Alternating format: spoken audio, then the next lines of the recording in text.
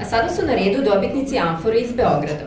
Turistička agencija Viva Travel je više puta proglašavana za šampiona turizma, ali rezultati ostvareni u 2015. godini su izuzetni.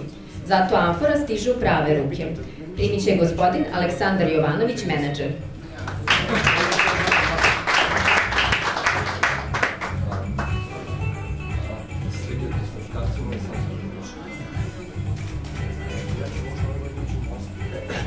Dobar dan svima.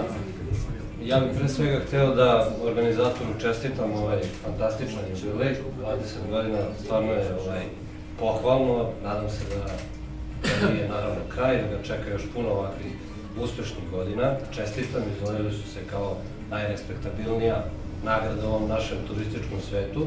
Takođe čestitam ljudima iz hotela, ne znam da li su još uvijek tu, ja sam prvi put ovde, fasciniran sam hotelom i jako sam srećan zbog toga što u mom gradu postoji još jedan ovako lepi hotel.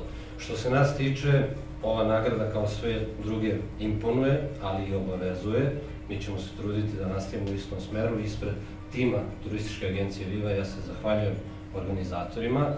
Svim prisutnima želim sve najbolje i vidimo se na sajmu turizmu. Hvala.